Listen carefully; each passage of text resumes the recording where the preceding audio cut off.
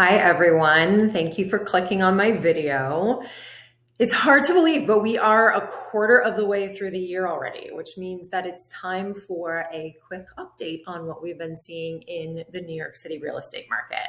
So I'm going to talk to you a little bit about kind of what the data is showing and what the data showed in the first quarter, but I also want to talk a little bit about what I'm seeing anecdotally because I think there is a bit of a shift happening that's important to address. So first, the data. Inventory is still tight and it's actually been declining, which we talked about this last quarter, but it's largely due to the continued sort of slowdown in new development, that happened over the past few years. This lack of new product has created more of this sort of balanced, or what we'll call a horizontal or a neutral market, where the buyer and the seller dynamics are really kind of pushing against one another, creating more of an even playing field.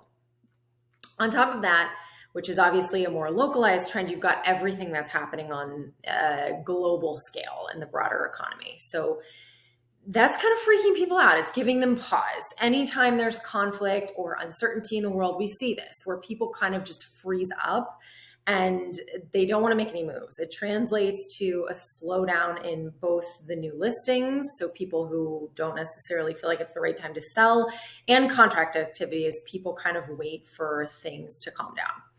But as we often say, periods of uncertainty can also create real opportunity, and I'm already seeing people take advantage of that. And here's what I want to talk about, what I'm seeing anecdotally. So bidding wars, again. Over the past few weeks, I have had two different listings at two different price points go into a best and highest. And on the flip side, on the buy side, I've had three different buyers forced to bid over ask for the apartments that they wanted. And all of these were dramatically different properties too. One of them was a townhouse, one was a new development, and one was really kind of a special one of a kind unit. So let's call that an outlier. But regardless, I'm seeing buyers jump in and go big right now for the right opportunity.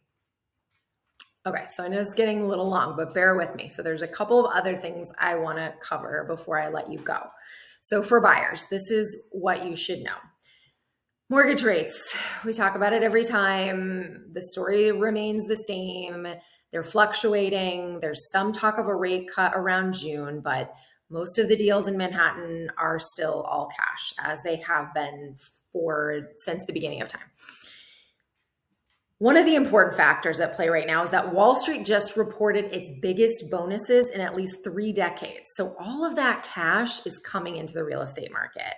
I think a lot of these finance folks are, one, freshly flush with all that cash, and two, seeing that the Manhattan market is still correcting. Prices are still recovering from those 2020 lows, and there's precedent for significantly higher property values in the city, which were set during those kind of peak years of 2018, 2019. So buying now, while the prices are still comparatively low, potentially offers a big opportunity for significant equity appreciation. And I think that Wall Street is kind of seeing that value gap, and they're taking advantage of that opportunity. Not to mention, New York City is a tried and true place to park your money during times of instability. We've seen it over and over again during these times of volatility in the world. So the international stage, obviously very volatile right now. The stock market, obviously very volatile right now.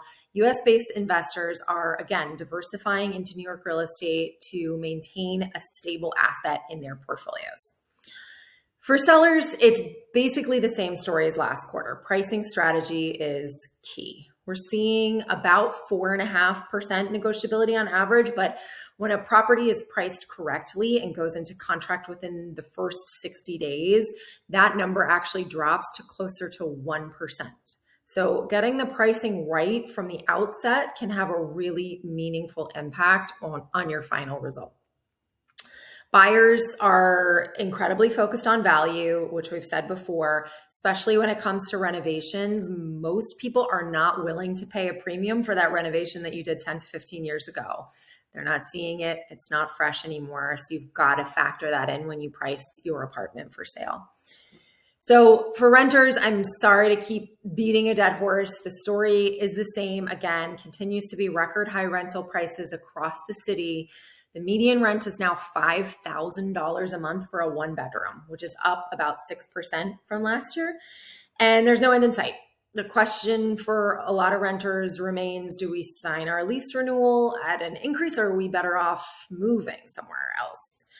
I have this conversation with my past rental clients all of the time. I'm happy to talk you through it, but spoiler alert, most of the time you are better off staying put. And that's what I tell, I would say 90% of my previous rental clients.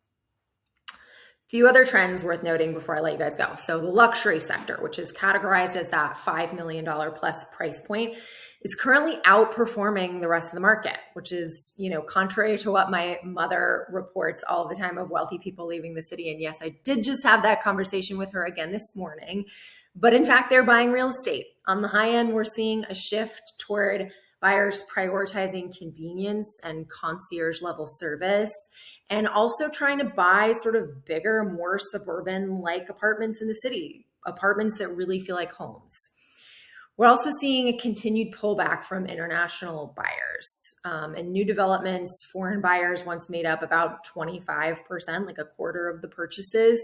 That number is now closer to about 6%, so significantly lower than it was.